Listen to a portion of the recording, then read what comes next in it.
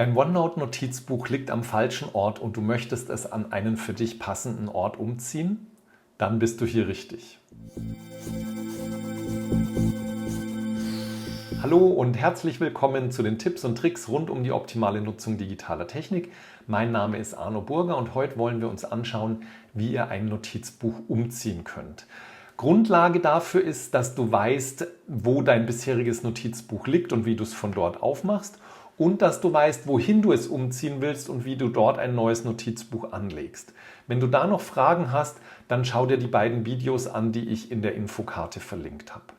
Wir nehmen jetzt für unser Beispiel einen Klassiker, nämlich ein lokales Notizbuch, das du vielleicht irgendwann mal angelegt hast und viel nutzt und das du auf ein OneDrive umziehen möchtest. Der Vorteil daran ist, dass es etwas, was relativ häufig nachgefragt wird und es gibt hier noch keine Fragen rund um Zugriffsrechte und so weiter. Die schauen wir uns dann später an. Ich habe jetzt hier in OneNote Desktop App schon mal zwei Notizbücher aufgemacht, um euch dann auch die zweite Variante hier zeigen zu können. Und wir schauen uns jetzt mal an dem alten Notizbuch Lokal Variante 1, schauen wir uns mal diesen Weg an. Das, was ich euch jetzt hier zeige, das funktioniert immer und zwar egal, ob ihr einen älteren oder neuen SharePoint-Server mit OneDrive habt. Und es ist vielleicht ein bisschen langsamer, aber es ist sicher und ihr könnt erst sehen, dass es geklappt hat und dann verschwindet das alte Notizbuch.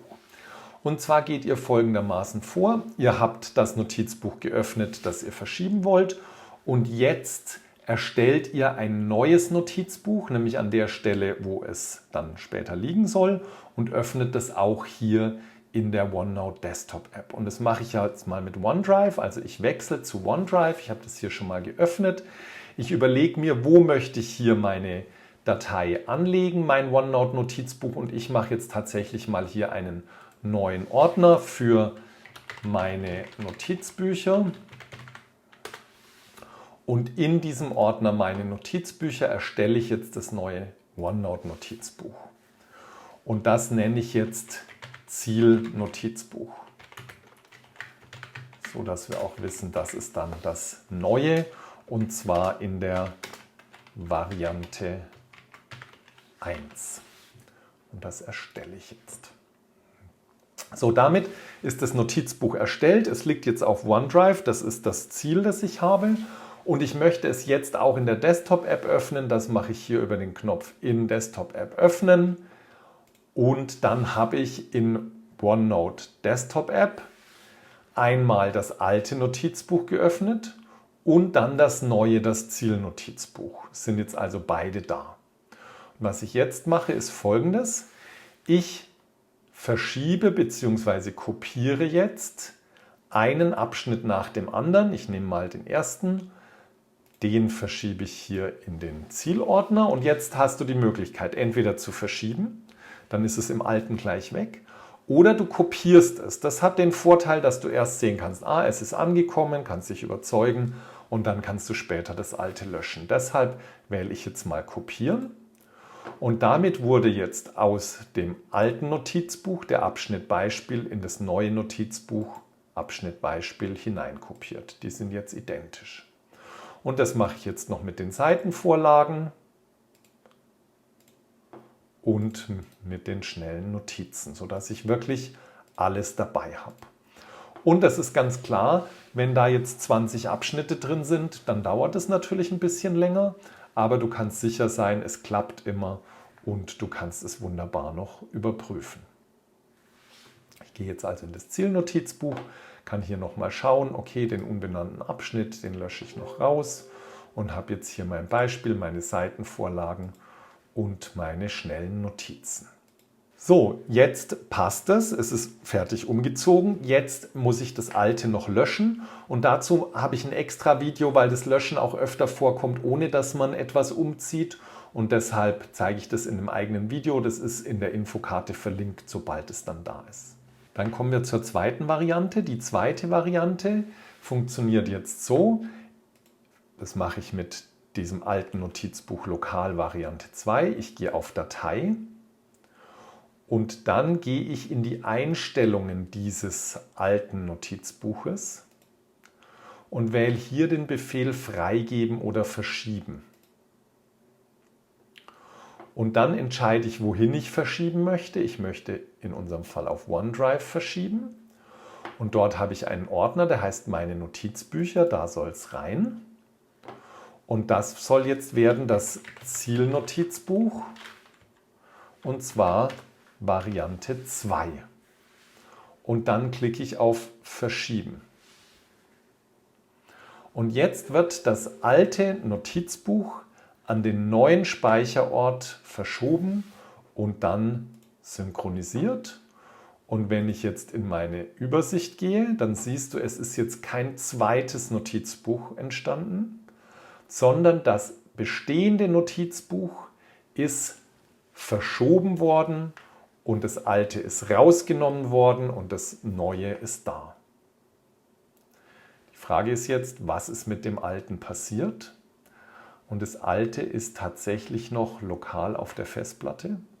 Und da schauen wir uns dann auch in dem Video zum Löschen an, wie man das dann löscht.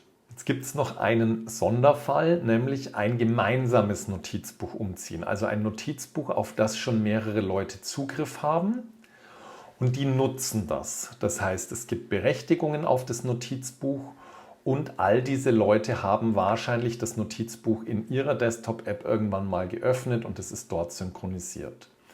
Und dann sieht das Vorgehen so aus. Alle synchronisieren und schließen das Notizbuch.